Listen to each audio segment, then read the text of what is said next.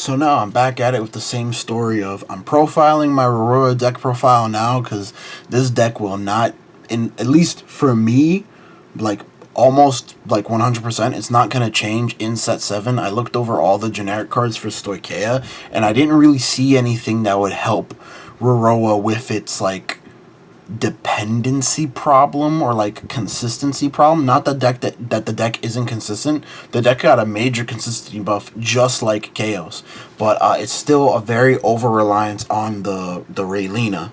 But let's get into the deck profile.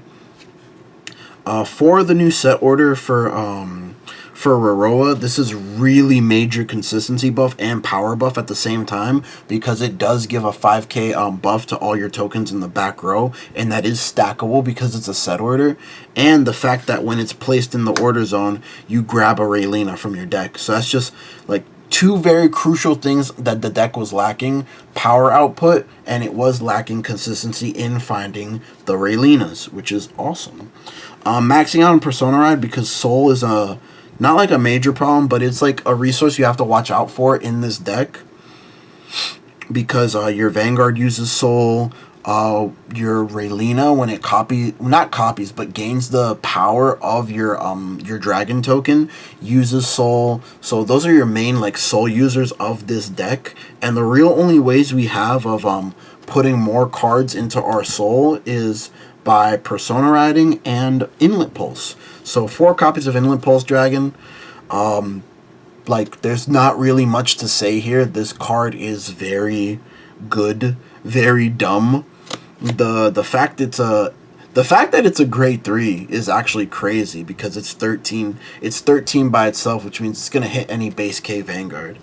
But I digress.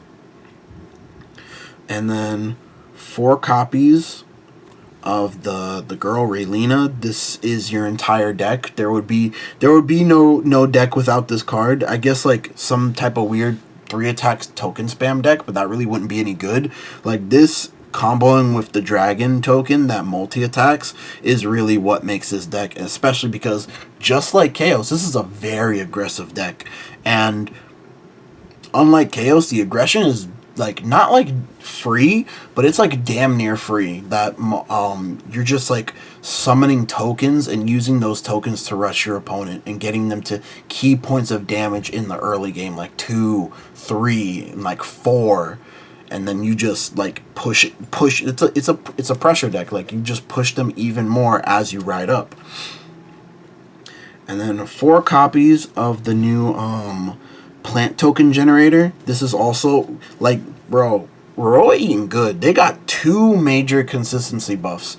They got this set order, and then they got this new token generator that it generates 2 tokens at the end of the turn, which is really good. At first I thought it was at the end she attacked, and I'm like, oh, that's broken, I could just like make more multi attacks, and then like I realized, oh no, it's at the end of the turn.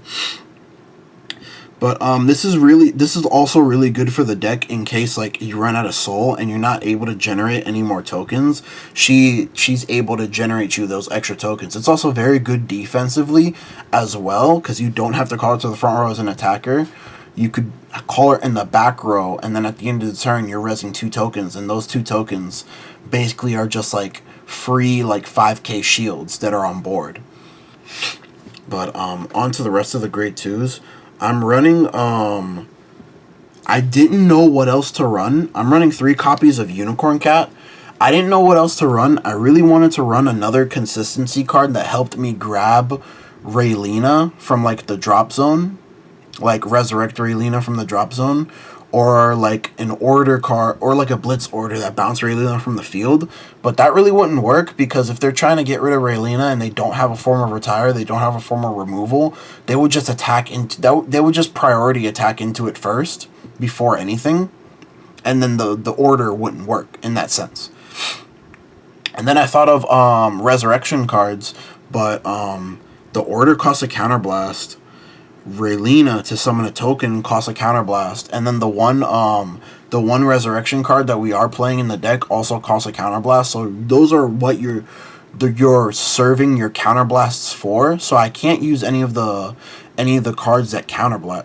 I can't use Miasma And then I can't use the ones that soul either, because soul is like your main resource. You're soul blasting like 1 to 2 cards every turn.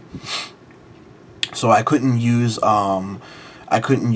extraction. I couldn't use the new one that lets you check the top 3 cards of your deck. I can't use that one either.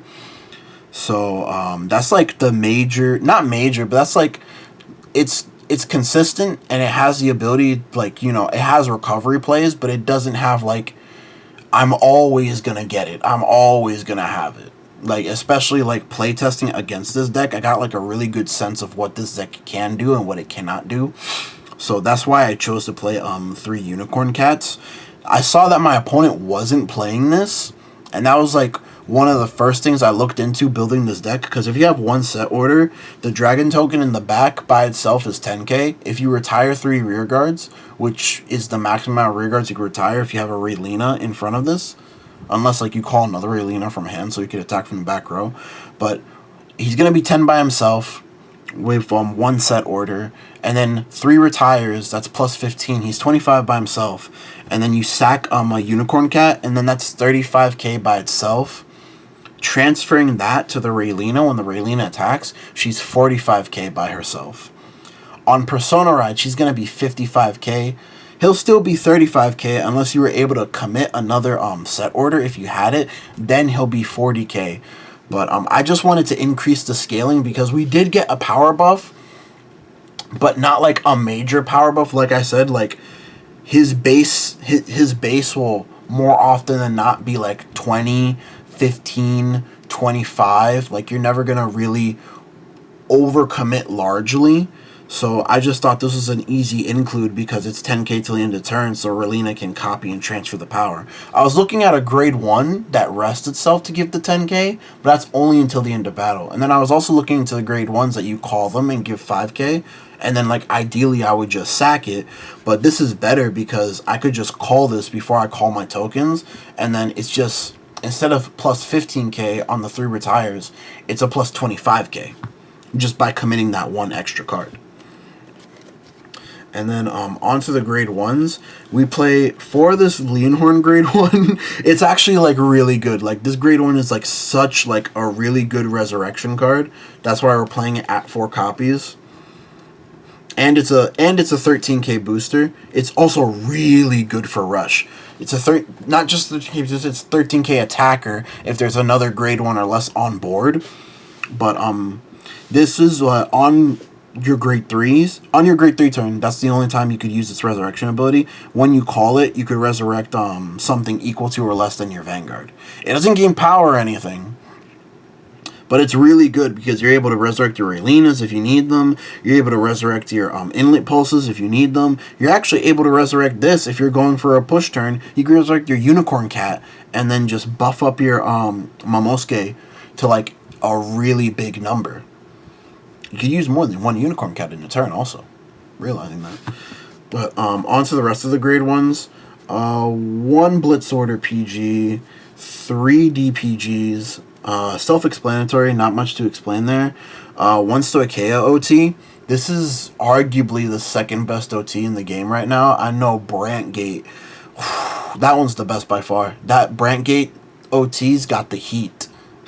Like, whenever Brantgate OT is checked, it's almost like offensively, and they have a front row, it feels so bad. You either lose that turn, or you had to use all your resources to just not die, and then you just lose in the following turn or so.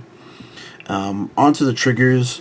3 draw triggers. Even though you do have the inlet pulses, this deck really doesn't draw, so the extra draw power is needed / necessary. You want to have like a big healthy hand for those turns that you do have to slightly overcommit to make, you know, a more powerful push turn. 4 into soul crits. More often than not, you won't call this, but it's better to have it and not need it than to need it and not have it. 4 regular crits, and then 4 regular heals. Oh, I just realized I didn't explain in my Chaos deck profile why I'm not running any effect heals. I'll explain it here. So it goes the same reasoning as the Chaos deck profile. The reason I'm not running any effect heals is because I don't believe them anymore. Oh man. I came in up in too many scenarios to whereas I would have just especially in the early game, because I don't know if y'all noticed or not, but the pacing of the game that we're in right now is like super fast. Super fast. So I would just prefer to have the 15k, and it's going to be 15k in all stages of the game, than have the 10k heal and it might be a 25k shield depending on the matchup, or it's just a 10k shield. Like, I know I was doing the reasoning of I'll just run one and then it's an extra, you know, it's essentially like an extra draw trigger because draw triggers are 10k, but it just felt really bad in scenarios, and I actually lost a couple games because it was 10 and not 15. So I don't believe in those effect heals anymore.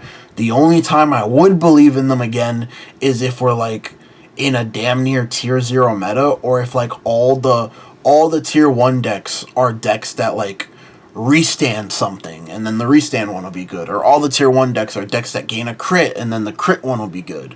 But I don't, it's too diverse right now. There's too many decks that are playable enough, and people are just gonna pick their favorite deck. Like, if people don't know what to play and they're not like meta whores, they'll always pick their favorite deck. Like, meta whores will always pick, you know, the top tier meta deck, but people with people's favoritism almost always outrules people who just pick up the best deck. So there'll always be that diversity, not forced diversity, but there'll always be that diversity element in the game, especially now in standard, that there are just so many decks that are like very playable in my opinion, like tier 1, tier 2 status. But that's pretty much the deck profile. I'm sorry for rambling a little bit at the end there. Don't forget to like, comment, and subscribe. And I will be doing more content in the future. I will be uploading a video a day. I'm getting back on my grind, guys. Later.